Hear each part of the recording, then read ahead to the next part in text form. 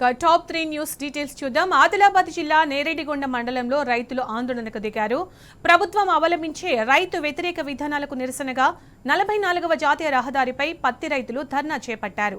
రోడ్డుపై బైఠాయించిన నిరసన వ్యక్తం చేశారు. పత్తి తేమ శాతాన్ని 12 నుంచి 20% పెంచాలని, అలాగే 1 ఎకరానికి పత్తి 12 క్వింటాలు, సోయా పంట ఎకరానికి 10 క్వింటాలు కొనుగోలు చేయాలని రైతులు డిమాండ్ చేశారు. పత్తి రైతులు రోడ్డెక్కడంతో రహదారికి ఇరువైపులా కిలోమీటర్ మేర ఎక్కడికక్కడ వాహనాలు నిలిచిపోయాయి. దీంతో రాకపోకలకు అంతరాయం ఏర్పడింది.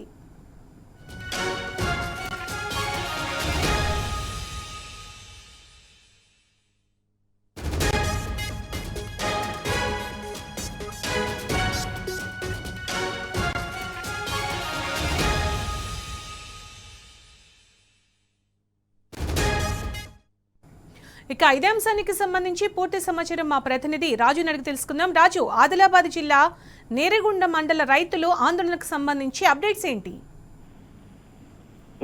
కాంగ్రెస్ ప్రభుత్వ పాలనలో రైతులు తాము పండించిన పంటలు అమ్ముకోవడానికి రోడ్డు ఎక్కాల్సిన దుస్థితి ఏర్పడింది. గత వారం రోజుల్లో కూడా ఈ పత్తి పంటను కొనుగోలు చేయాలని, అలాగే సోయా పంటను కొనుగోలు చేయాలని డిమాండ్ చేస్తూ పలు చోట్ల రైతులు ధర్నాలు చేపట్టారు, రాస్తారోకోలు కూడా చేపట్టడం జరిగింది. తాజాగా ఈ రోజు ఆదిలాబాద్ జిల్లా నేరేడుగొండ వద్ద అఖిలపక్షం ఆధ్వర్యంలో 44వ నంబర్ జాతీయ రహదారిపై దాదాపు 2 గంటల పాటు రోడ్డుపై ధర్నా రాస్తారోకో చేయడం జరిగింది.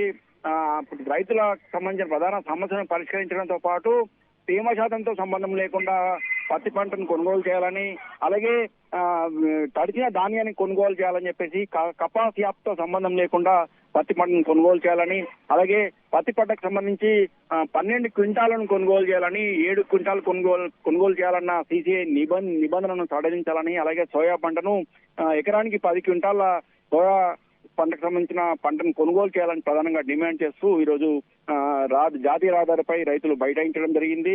గత వారం రోజుల్లో కూడా రోజుకో చోట ఆందోళన కొనసాగుతున్న ప్రభుత్వం కానీ అధికారులు కానీ పట్టించుకునే పరిస్థితి కనిపించడం లేదు. సోయా పంటకు సంబంధించి ప్రధానంగా ఈ సోయా పంటకు సంబంధించి ఇప్పుడు కూడా ఎక్కడ కూడా కొనుగోలు ప్రారంభం కాలేదు. ఇప్పటికే తడిసిన ధాన్యం కొనుగోలు అని రైతులు ప్రధానంగా డిమాండ్ చేయడం జరుగుతుంది. ఇటీవల కురిసిన భారీ వర్షాలకు పంటలు కొనుగోలు చేయకపోవడంతో సోయా పంట పలు చోట్ల తడవడం జరిగింది. మార్కెట్ యార్డ్ తీసుకొచ్చిన సోయా పంటను కూడా రైతుల దగ్గర నుంచి అధికారులు కొనుగోలు చేయడం లేదు.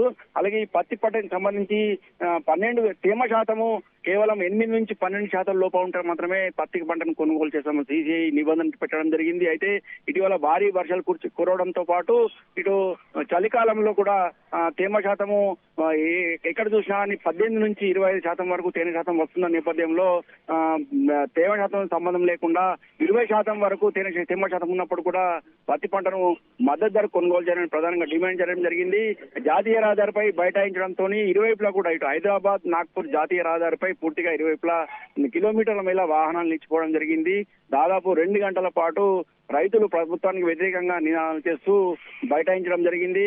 అయితే కలెక్టర్ వచ్చే వరకు కూడా తాము ఈ ఆందోళన కొనసాగిస్తాము, ధర్నా రాస్తారోకో విరమించేది అని చెప్పేసి రైతులు కరాఖండిగా చెప్పడంతో ఆదిలాబాద్ జిల్లా కలెక్టర్ మాట్లాడి సమస్యను త్వరలోనే పరిష్కరించడానికి హామీ ఇవ్వడం తాత్కాలిక తమ ఆందోళన విరమించడం. ఈ సందర్భంగా రైతులు మాట్లాడుతూ రైతులను ఆదుకోవడంలో ఇటు కేంద్ర ప్రభుత్వం కానీ రాష్ట్ర ప్రభుత్వం కానీ పూర్తిగా విఫలమైందని చెప్పేసి చెప్పడం జరిగింది. అలాగే ఈ రైతుల పట్ల నిర్లక్ష్యం వహిస్తున్న కేంద్ర రాష్ట్ర ప్రభుత్వాలపై రైతులు ఆగ్రహం వ్యక్తం చేయడం జరిగింది. కేంద్ర ప్రభుత్వం ఆధీనంలో ఉన్న సిసిఐ కొరడాని కొయ్యాలి పెడుతూ పత్తి పంటను కొనుగోలు చేయకుండా రైతుల నిండా ముంచుతుందని, సిసిఐ కపాస్ యాప్ ను ప్రవేశపెట్టి రైతులకు నష్టం వాటిల్లేలాగా ప్రవర్తిస్తుందని చెప్పేసి ఆగ్రహం వ్యక్తం జరిగింది. ఇప్పటికైనా తేమ శాతం సంబంధం లేకుండా పత్తి పంటను కొనుగోలు చేయాలని ప్రధానంగా డిమాండ్ చేయడం జరిగింది. అలాగే ఎకరానికి 12 క్వింటాల పత్తిని కొనుగోలు చేయాలని, 7 క్వింటాల కొనుగోలు చేయాలన్న సిసిఐ నిబంధన వెంటనే సడలించాలని డిమాండ్ చేయడం జరిగింది. మొత్తానికి ఆదిలాబాద్ జిల్లా కలెక్టర్ హామీతో తాత్కాలికంగా రైతులు తమ ఆందోళన వివరించడం జరిగింది. అలాగే ఆదిలాబాద్ మార్కెట్ యార్డ్ లో సైతం ఈరోజు సోయా పంటను కొనుగోలు చేయడంలో అధికారుల వైఖరిని నిరసిస్తూ అధికారులను గేరవ్ చేయడం జరిగింది. మొత్తానికి జిల్లా వ్యాప్తంగా కూడా ఇటు పత్తి పంటను కానీ సోయా పంటను అమ్ముకునేందుకు ప్రధానంగా రైతులు నానా తంటాలు పడాల్సిన పరిస్థితి ఏర్పడింది. Right Raju, thank you.